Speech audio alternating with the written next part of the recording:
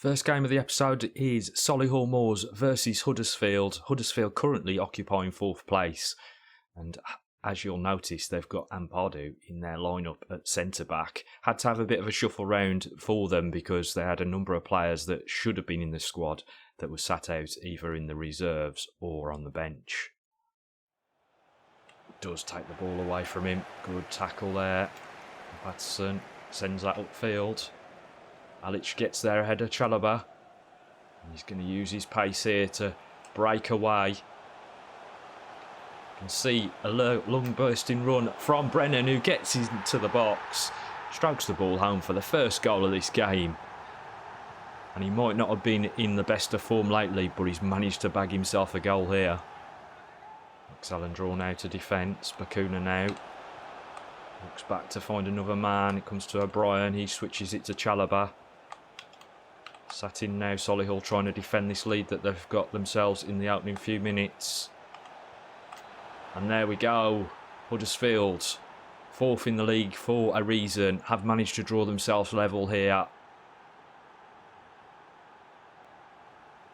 30 minutes into this game. Well worked goal. Solihull now have a lot of work to do again. Looks wide for Brennan, who goes even wider for McCutcheon. Into Marshall, who pushes it down the line using his pace. Delivers it into Nystrom, who gets the head on it, but it's a weak effort. And then Pardew decides to get rid. Shot play in the middle of the park there. Comes out to Yuma. O'Brien's got some space, and Thomas with an excellent save there. Looks off for Doohu.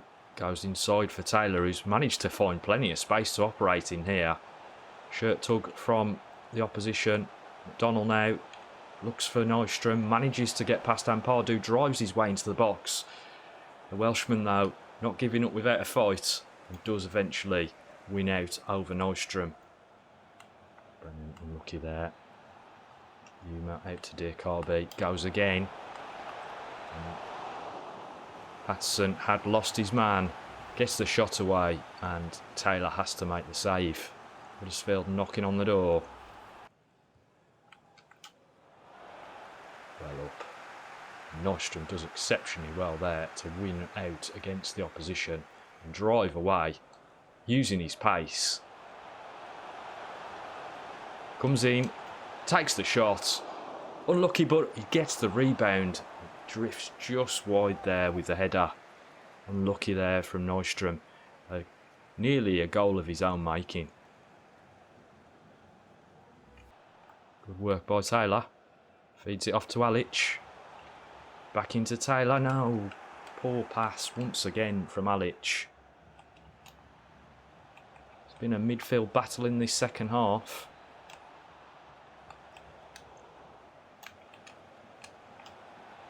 And that's easy pickings for Thomas. And there we have it. A 1-1 result there against Huddersfield. Not a bad result when you consider where they lie in the Championship. It's another home game here as we face off against Fulham, who currently lie in 3rd position in the Championship. And as you can see, they've got a regen in goal at 77 overall. Have really good growth there. And aside from that, not really had to change much in terms of their lineup. Onomar, though, does come in at CDM. Fernando coming through the pack. Man over in the middle. Somebody needs to defend against that.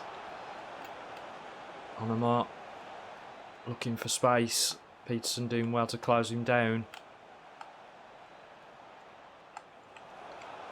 Oh, he's at the feet of the man there, the goalkeeper, but Carvalho has managed to edge Fulham ahead. Mistake at the back that has led to this goal. Thomas comes out at his feet, but ball still manages to find its way through. Kamara. Oh, lovely ball over, and he's not offside. And there's the second. Fulham ripping Solihull apart here in the opening exchanges of this game. Lovely ball over the top to find Cavaliero, who just glances it across the box to his teammate. He duly obliges by putting that past Thomas.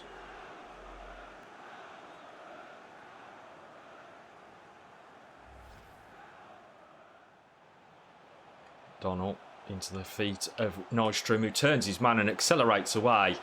Smashes it towards the near post, but Long manages to get a glove to it. The ball over the top again. Fernando in behind. Cutchin trying to protect it, but it comes out to Fernando once more. And there's the third. And this game is turning into a rout. Everything they touch turns to gold. Fulham, a massively different prospect to the teams that Solihull have been playing of late. It'll take a miracle for Solihull to get back into this one, I reckon. Dwan Patterson out to Nicholson, who drives forward into the open space. Seen the run from Nystrom, who comes inside. Oh, can't get past that nudge from the defender. Does get the shot away, but it's rather tempered by that nudge in his back. Nystrom rolls his man well, takes the shot from distance, but it just cannons off the defender. And Solihull looking like a better team at this stage in the game, but at 3-0 down, they really will have to do a lot of work to get back into this one.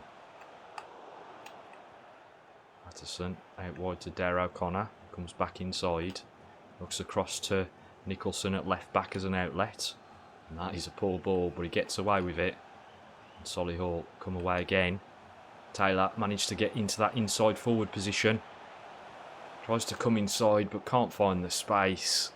A good tackle by the Fulham defender. Into the feet of Nystrom.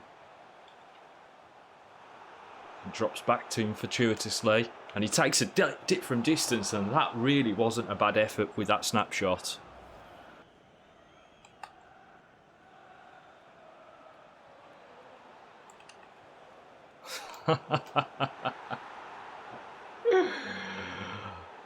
Okay.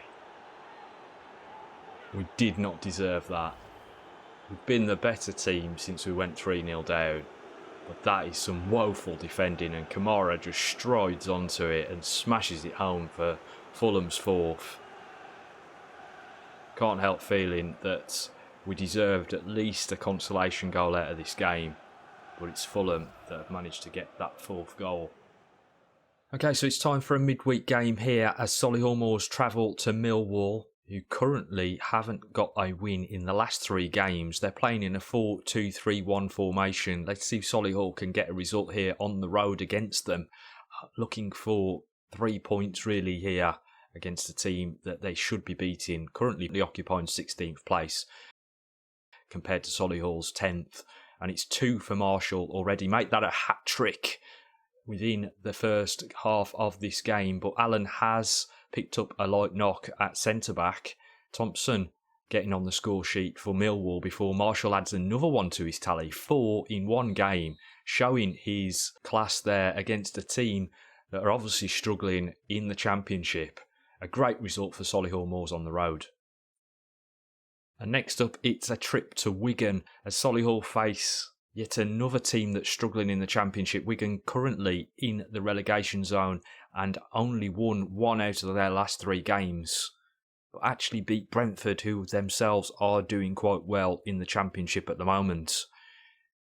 It's a changed lineup for Solihull as this is just a few days after the midweek game against Millwall. But the man who managed to get 4 in the last game has kept his place in the lineup based on that magnificent performance against Millwall. Wigan playing in a 4-2-3-1 formation, and hopefully this will be another victory for Solihull on the road.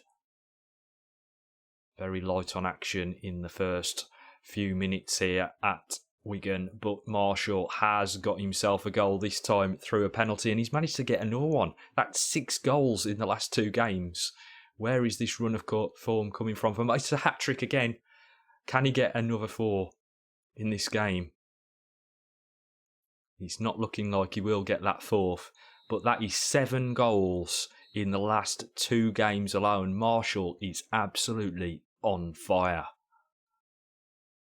Okay, and so just checking in on the top goal scorers, those 7 goals have now put Marshall on the map for the top scorers in the Championship at the moment. He's now got 10 goals for Solihull.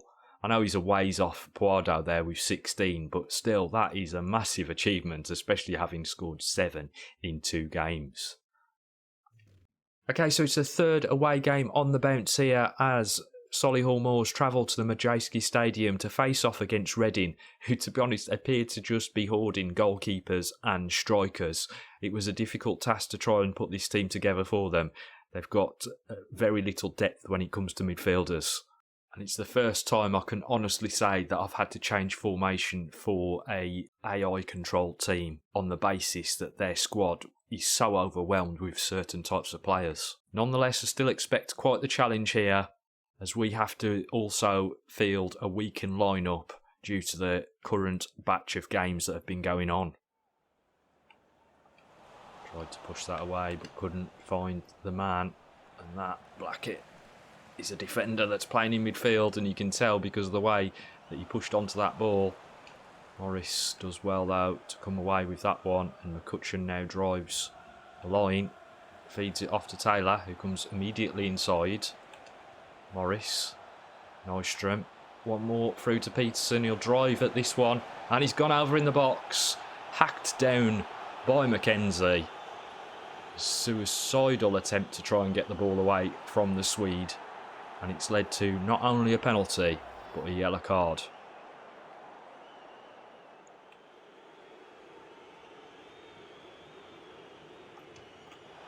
And there we go. Bjorn tucks it away. Solihull lead here on the road against Reading.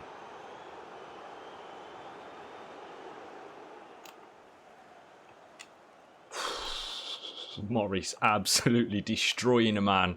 Somebody check his pulse, because I think he might be dead. And Peterson will drive away. Morris on the overlap. Has he got the legs? He has got in there. And he's brought down a second penalty. And I think that might be a red this time. Indeed it is. The referee has seen enough of that type of challenge. And Yedem has been sent off.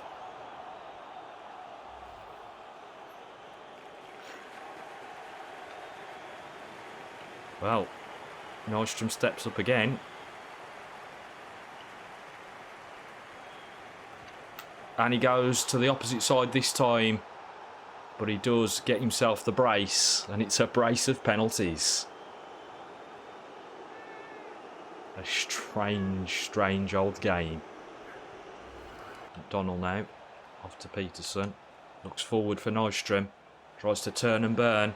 But Mackenzie this time is able to get a foot in without making a challenge that ends up in a penalty. Morris. Nystrom, lovely turn, drives into the box. He's looking for a hat-trick, but Mackenzie does really well against him there. Donald. Morris. Drives into the box. And I don't believe this. I do not believe this. Where and why is this happening all of a sudden? 3 penalties in one game. I've never seen it before. Nystrom could get himself a hat-trick of penalties before the half-time break. Let's see what he's got in his locker.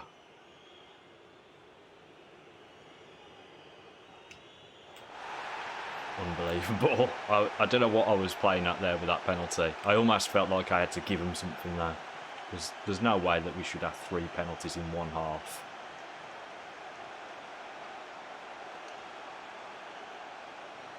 Nystrom turning his man into the box. I don't think they dare touch anybody. But it was a good tackle. Morris intercepts into Medine. Goes one more for Nystrom. Out to Nystrom. And there we go. There's his hat-trick. 10 minutes into the second half, and Nystrom has managed to get his third. And Solihull are giving Reading a good old hiding here on the road. Drives through the middle of the park. He's looked out wide and seen the run of Taylor, who bursts his way into the box, but Gunter comes across and does well there against the captain. Nystrom into the corner. Seen Medin's run. And Taylor's at the back post to stick another one in for Solihull Moors. The captain getting himself on the score sheet here in a game that has totally got away from Reading.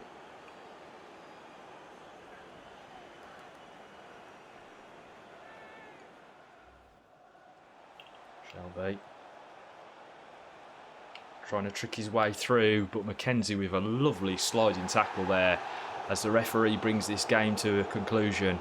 And a 4-0 victory here on the road for Solihull Moors, and Bjorn Nystrom with a hat-trick collects his reward.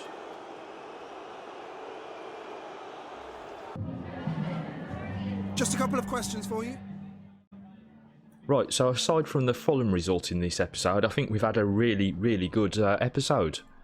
Marshall bagging 7 goals in 2 simulated games, smashing up Reading 4-0. There's plenty to appreciate here in this episode as we continue to try to push for those promotion places. I hope you've enjoyed this episode. If you have, don't forget to hit the like button and also subscribe to the channel for more FIFA 20 content. And just after this interview, I am going to give you a tutorial on how to change fixtures in the live editor. So if you are interested in that sort of thing, be sure to hang around. But for those of you who are just here for Solihull Moors, stay safe, and I'll see you next time. That'll be all, thank you.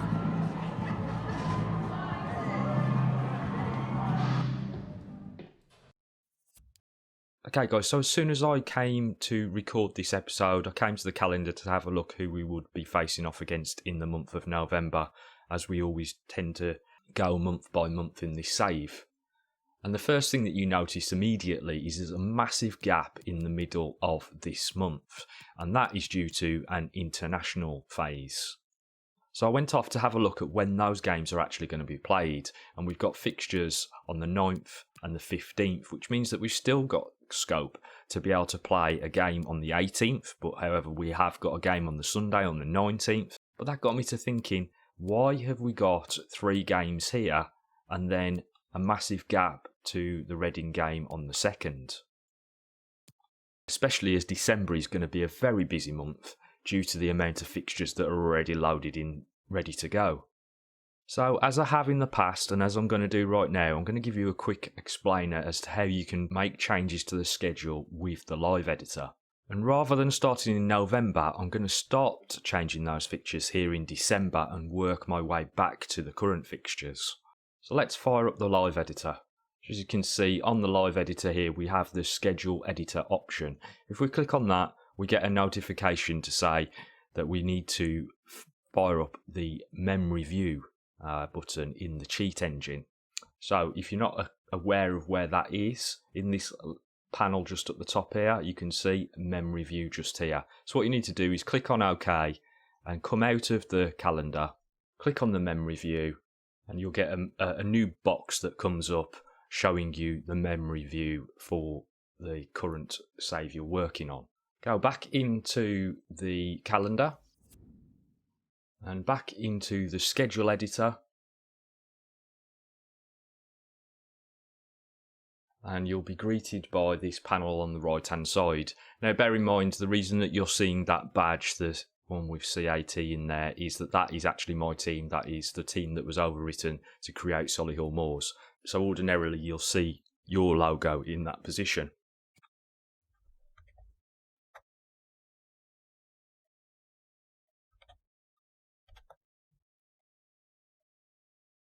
Okay, so now we've got all of the schedule here for December on the right hand side. We can go in and we can change those dates.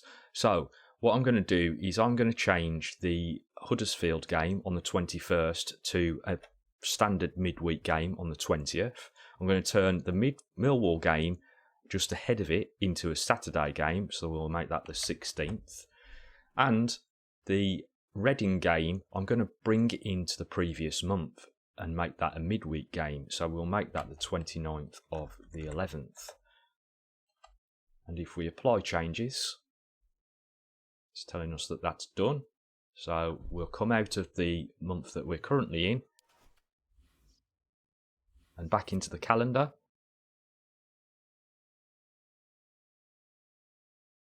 And as you can see, November now has the Reading fixture applied to it.